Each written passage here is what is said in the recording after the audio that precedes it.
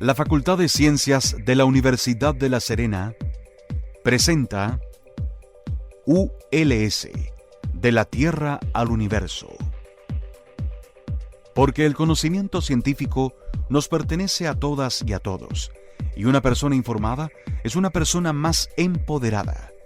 Por media hora conoceremos investigadoras e investigadores de nuestra región y cómo su trabajo puede mejorar nuestro día a día. En Radio Universitaria FM 94.5 presentamos ULS, de la Tierra al Universo, con Marcela Gatica.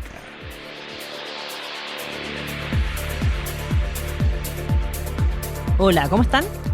Soy Marcela Gatica y les doy la más cordial bienvenida a todas y todos quienes a esta hora nos escuchan en ULS, de la Tierra al Universo, tu espacio científico en la región de Coquimbo. No olvides que puedes escucharnos todos los martes y jueves a las 8 de la mañana.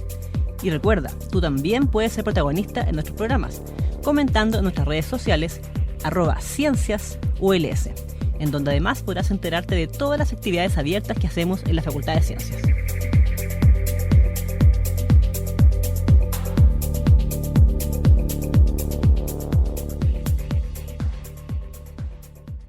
Buenos días, estimados auditores. Hoy día nos estamos conectando nuevamente gracias a la tecnología con investigadores e investigadoras a nivel nacional, no solamente aquí en la región de Coquimbo.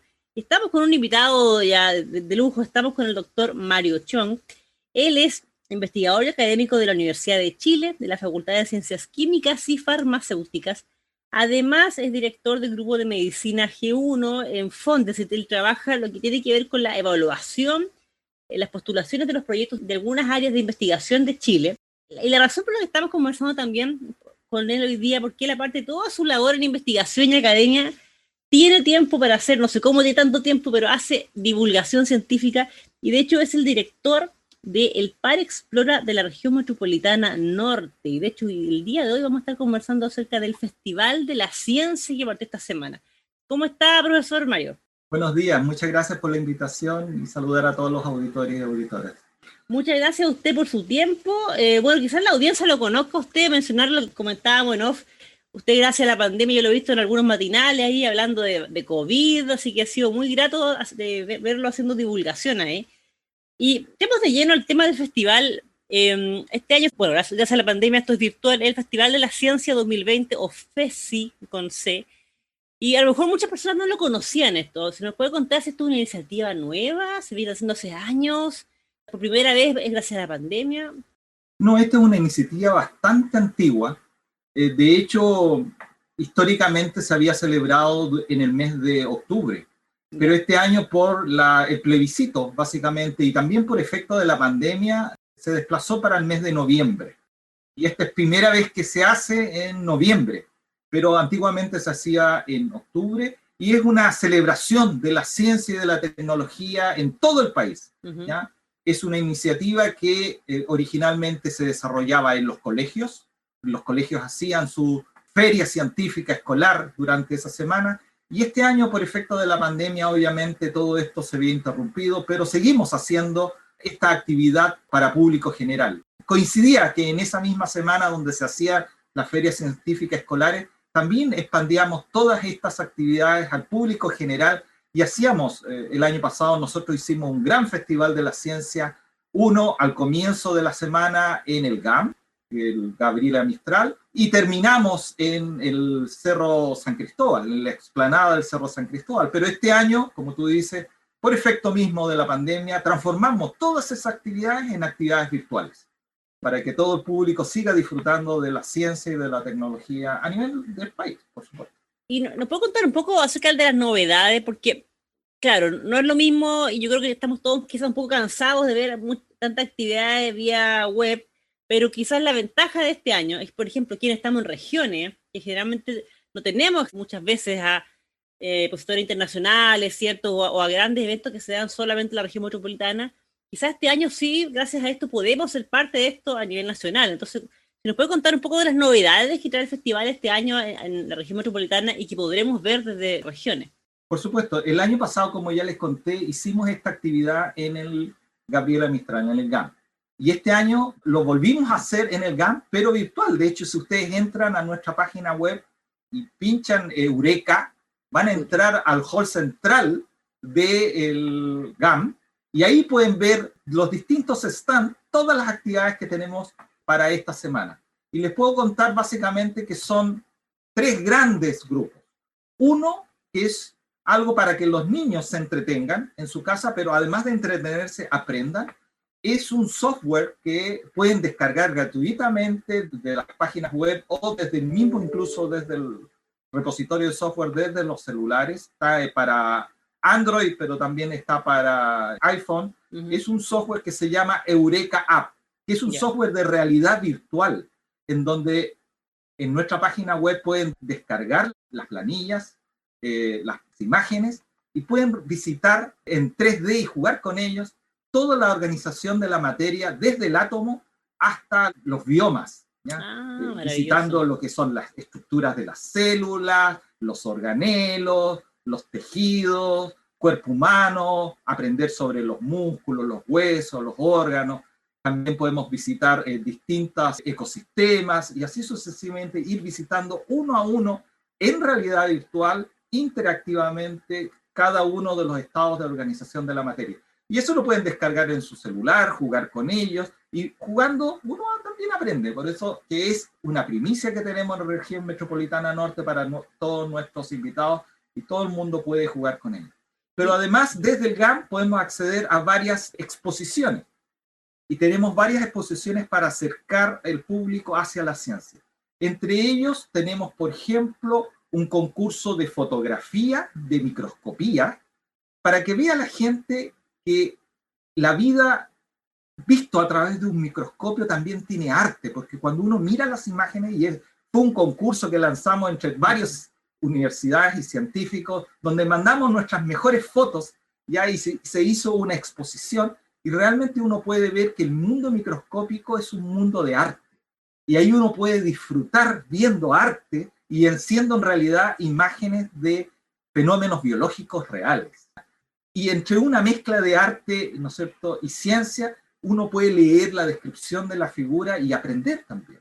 Pero también tenemos un museo del árbol, el arbolado que llamamos, que es de árbol urbano, porque muchas veces uno pasea por un parque, por una calle, ve un árbol, no lo reconoce y no sabe qué es ese árbol. Y ahí en ese museo ustedes van a reconocer los árboles, pero también la historia tras el árbol. El árbol además tiene propiedades farmacológicas, también les vamos a contar para qué ha sido usado desde el punto de vista de la farmacología, todo eso apoyado obviamente con datos científicos, de tal manera que la gente pueda reconocer sus árboles, pero también la historia y las propiedades que esos árboles han producido como beneficio a la humanidad.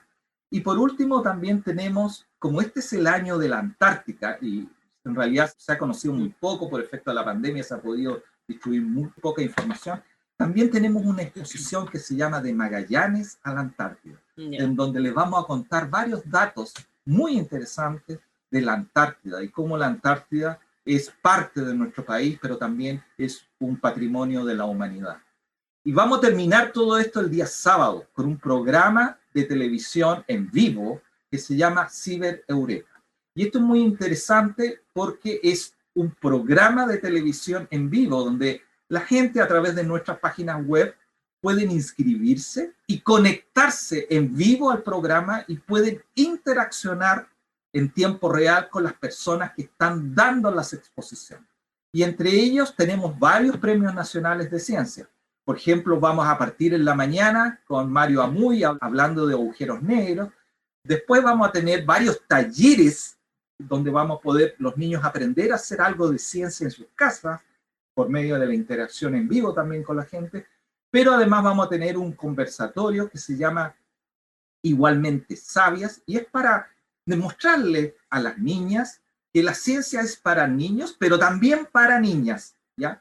Y Igualmente Sabias va a ser mujeres científicas relevantes para el país que van a conversar acerca de su experiencia haciendo ciencia. Y en ese conversatorio vamos a tener incluida a la doctora Cecilia Hidalgo, que es la única premio nacional de ciencia en ciencias, fue la primera mujer que obtuvo el Premio Nacional de Ciencias, va a estar ahí, y ustedes como público van a poder interaccionar, si se inscriben, directamente con ella, y como es un conversatorio, podrán hacerle preguntas y solicitarle información directamente a las personas involucradas. Y vamos a estar terminando cerca de las 2 de la tarde hablando de vacunas COVID con el doctor Alexis Kalergi, que es el director de uno de los programas de un estudio clínico de vacunas COVID que se está realizando en Chile. Y ustedes también pueden preguntarle a él directamente en el programa qué está pasando con el COVID, cuáles son los programas de vacunación. Y si uno se quiere ofrecer para ser voluntario en estos estudios clínicos, ahí pueden hablar directamente con el doctor Alexis Kalergi para saber cómo inscribirse y cómo acceder a este estudio clínico. Un tremendo panel. Profesor, se repetir en la audiencia cómo la gente se inscribe para estar en este programa. Usted dijo que se llamaba Ciber o Cyber Eureka. ¿Cómo lo busco yo en internet? ¿Cómo sé? Lea Cyber Eureka, lo van a encontrar, pero también pueden visitarnos en nuestras páginas, en nuestras redes sociales, en Instagram, en Facebook, Twitter. Ustedes buscan Parexplora Región Metropolitana Norte y ahí van a encontrar todos los links directamente a la página web. Nuestra página oficial en esta semana es Eureka con K, guión en el medio, FESI, de Festival de la Ciencia, por lo tanto es fsi.cl. Y ahí está toda nuestra para arriba. Entonces, Eureka con K, guión al medio, fesi.cl. Pueden descargar toda la información e incluso inscribirse para el Ciber Eureka este próximo sábado. No, hay una tremenda oportunidad porque, bueno, usted ya mencionó ahí el panel que tiene. Bueno, Mario Muy, de hecho, está viviendo acá en la región de Coquimbo, está entre Coquimbo y Santiago desde este año, el año pasado ya, con destacado astrónomo. María Cecilia Hidalgo, de las primeras bioquímicas de Chile también, es importante mencionarlo. Premio Nacional de Ciencia, y también hay una divulgadora, una persona con la cual es muy fácil interactuar y siempre bien abierta a hacer divulgación. Y Alexis Kalergi también es bioquímico y está a cargo de un centro de investigación importante. De inmunología e inmunoterapia. Claro, y tiene que ver con las pruebas de la Universidad Católica, que ya están partiendo o están por partir ya. Creo. Ya partieron. Partieron ya, por el COVID. Profesor, quiero seguir ahondando en el tema, pero antes vamos a ir con un break musical, con un grupo que usted me dijo que es fanático, clásico, vamos a ir con los Beatles y volvemos. Estimados auditores, el día de hoy estamos conversando con el director del Parexplora de la región metropolitana norte. Él es el investigador académico Mario Chong. Él es profesor de la Facultad de Ciencias Químicas y Farmacéuticas de la Universidad de Chile. Además, es investigador del Centro Avanzado de Enfermedades Crónicas también. Y además trabaja como director del grupo de medicina G1 Fondes, y tiene que ver con la evaluación de algunas aplicaciones a proyectos de investigación.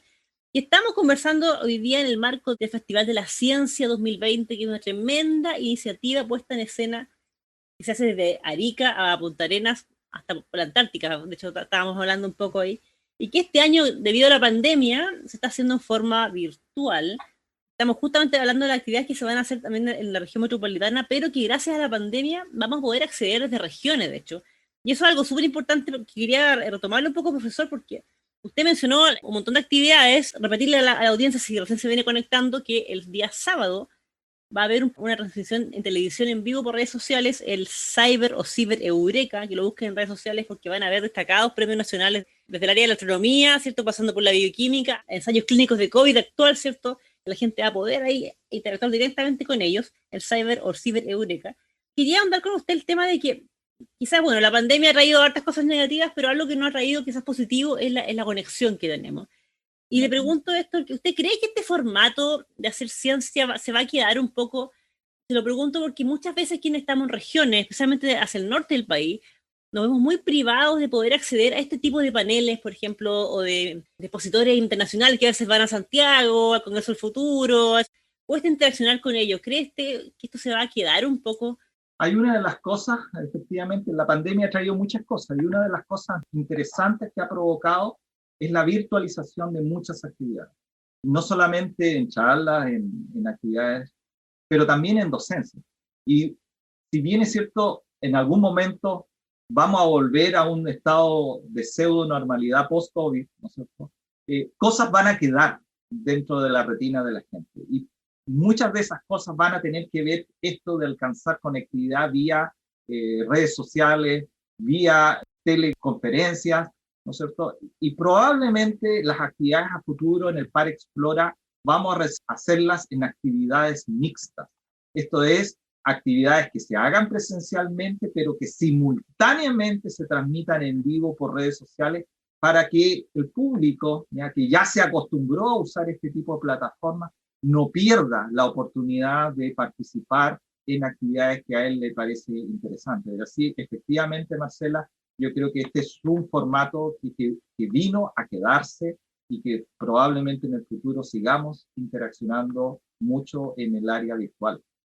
Porque, por ejemplo, la misma reunión, o sea, las mismas entrevistas también, yo creo que nos ha permitido ampliar completamente nuestro espectro. Sí, seguramente el desafío va a seguir siendo por un rato la conectividad, o sea, yo creo que mucha gente fuera de grandes ciudades, o ni siquiera fuera de grandes ciudades, de repente por temas de recursos económicos, todavía adultos mayores, por ejemplo, que a lo mejor no están tan conectados con esto, todavía les es un mundo ajeno, entonces quizás el desafío va a ser cómo llegamos a estos públicos que quedan fuera, ¿cierto?, de toda esta vorágine de Internet, porque webinars y cosas hoy día hay miles en las redes, como para aburrirse viendo cosas, pero hay mucha gente que se queda fuera ahí de este mundo. No sé si afortunadamente o no, pero una de las cosas que trajo consigo la pandemia es que muchas personas que eran ajenos a la tecnología tuvo que aprender a la fuerza a usarla. ¿Cierto? Personas de la tercera edad que estando impedidos de visitar a sus nietos, por ejemplo, a sus hijos, han tenido que aprender a utilizar ya sea WhatsApp u otras plataformas que permitieran mantener la conexión con su familia. Y esa transformación digital, ¿no es cierto?, de esta persona ha sido difícil, pero si uno lo ve retrospectivamente también ha sido una oportunidad para que ellos aprendan algo de tecnología, ¿no es cierto?, y se interioricen algo del mundo digital y por lo tanto un poco obligados, pero muchos de ellos han aprendido a acercarse a este tipo de tecnología y cada vez en el país ha quedado menos gente con falta de conectividad y el sistema se ha visto forzado, ¿no es cierto?, a ampliar las áreas de cobertura y básicamente por la obligación que ha tenido el sistema escolar, ¿no es cierto?, de la obligación de los niños a asistir al colegio. Hay lugares donde digitalmente eran muy atrasados que con efecto de la pandemia se han tenido que actualizar para poder alcanzar a ese público. Y por lo tanto la digitalización del público, el acceso a la tecnología, es algo que no van a dejar como resabio esta pandemia. Sí, yo creo que el tema de la interconectividad, yo creo que las cosas positivas yo creo que podemos aprender. Y profesor, le quiero llevar a otro punto, ya casi acercándonos ya al final del programa. Bueno, yo me formé, yo soy bioquímica ahí de la facultad donde usted trabaja, en la Universidad de Chile. Y hay algo que me llama la atención porque yo he visto como un cambio generacional en el sentido de cuando yo me formé como bioquímica, en esos años uno como el norte que tenía, yo salí de la universidad en 2009, un poco para contextualizar, 2008, 2009 por ahí. Era como, quienes nos formábamos en ciencia era como hacer investigación, pero hoy día se ha visto una apertura a otras áreas de la ciencia de centros enormes, estamos hablando de biotecnología, patentes, y también a la divulgación científica. Y se lo pregunto ahora, usted es director de este programa de divulgación, ¿cierto?, del Par Explora Región Metropolitana Norte.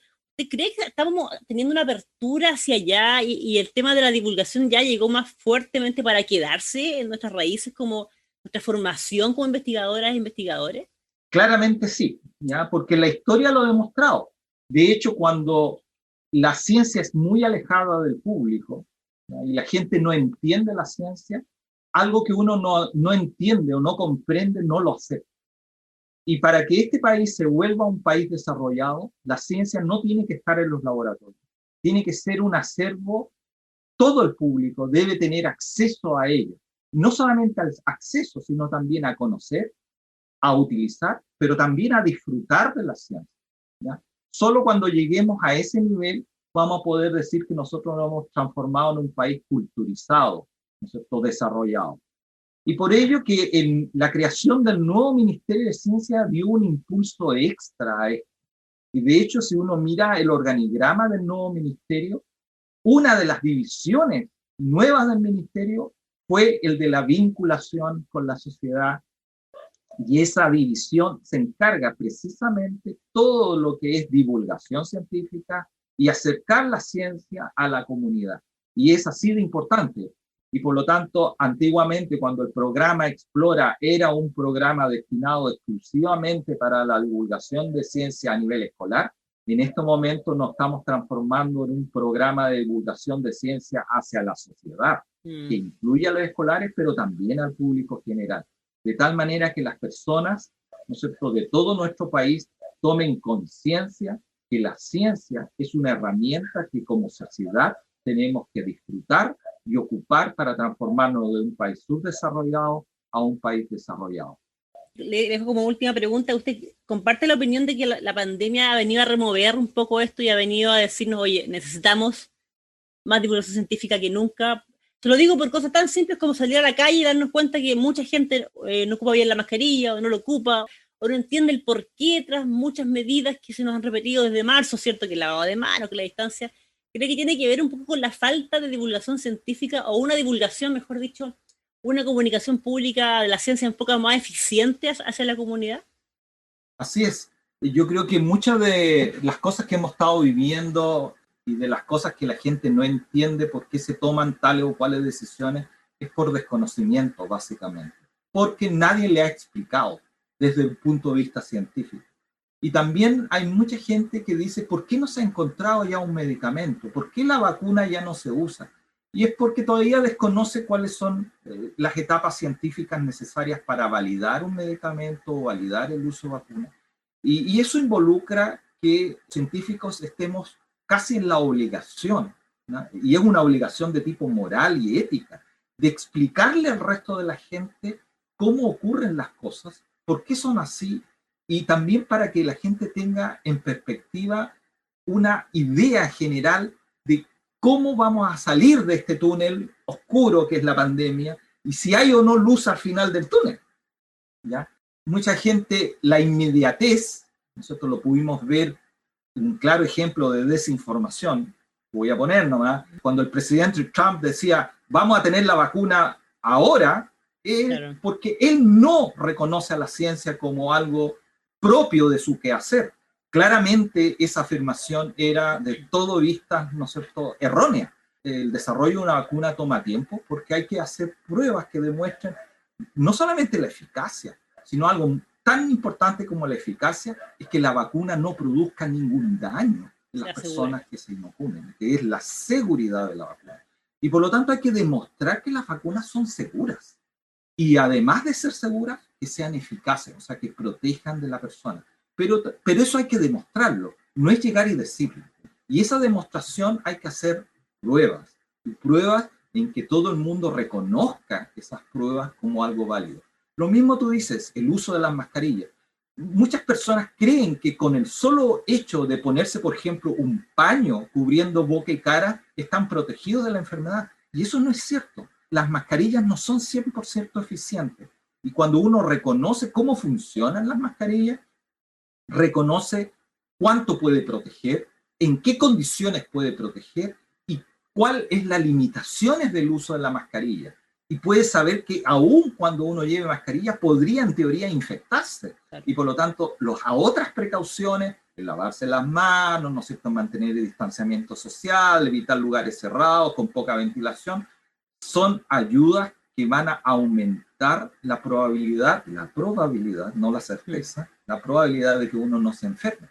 Pero son cosas que la gente aún desconoce. Y de hecho, tú lo mismo dices, hay gente que se pone mal la mascarilla. Claro, porque el virus entra por los ojos, por la nariz y por la boca. Entonces, cuando uno porta una mascarilla y se cubre solo la boca, dejando la nariz al aire, es como si no llevara mascarilla. La mascarilla debe cubrir nariz y boca y estar firmemente adherida a la cara para que todo el aire atraviese la mascarilla y no salga por los costados. Entonces, esas cosas en realidad hay que explicárselas a la gente porque nadie le ha enseñado, ¿ya? Y es labor de la gente que trabaja con mascarillas y que sabe usarlas, es su deber explicar cómo se usan correctamente estos implementos. Ese es un tema que lo hemos tocado en este programa muchas veces, en el fondo el llamado, por un lado, de la población a informarse, pero sobre todo, ¿cierto?, de quienes tenemos entrenamiento en esto, a informar a la población, porque, como usted muy bien dice, no tiene por qué el resto de la población conocer estos temas si no tiene entrenamiento en esto.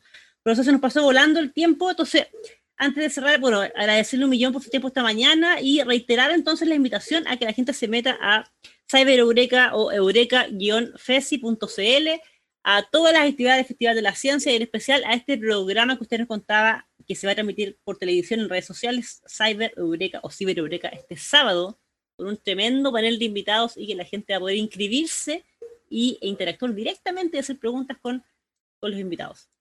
Así es, y los dejamos todos invitados. Nosotros tenemos un lema para esta semana, y nuestro lema de nuestro par, Región Metropolitana Norte, es celebremos la curiosidad.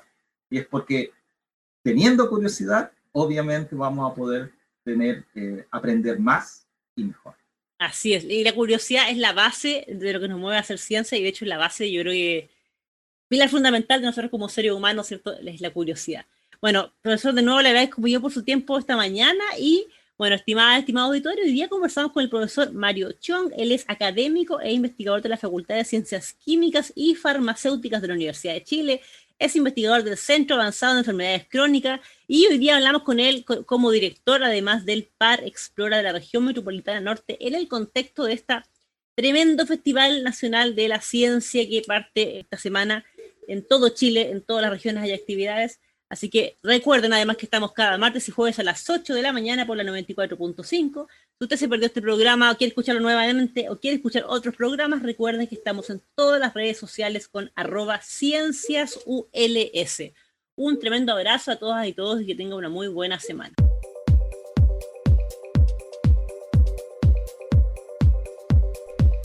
La Facultad de Ciencias de la Universidad de La Serena presentó ULS, de la Tierra al Universo. Porque el conocimiento científico nos pertenece a todos y una persona informada es una persona más empoderada, por media hora hemos conocido investigadores de nuestra región y cómo su trabajo puede mejorar nuestro día a día.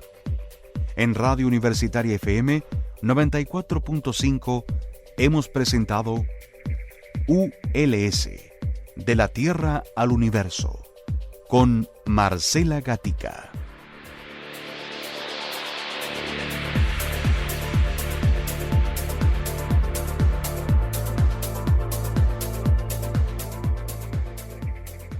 Las opiniones vertidas en este programa son de exclusiva responsabilidad de quienes las emiten y no representan necesariamente el pensamiento ni la línea editorial de esta emisora y o de la Universidad de La Serena. Este programa es grabado en los estudios de Radio Universitaria FM y editado por profesionales de la misma radioemisora, cuyo objetivo por más de 50 años ha sido vincular el quehacer de la Universidad de La Serena con la comunidad regional, respondiendo también al interés de contar con un medio de comunicación que releve la labor de la institución en los ámbitos de la docencia, la investigación y la vinculación con el medio.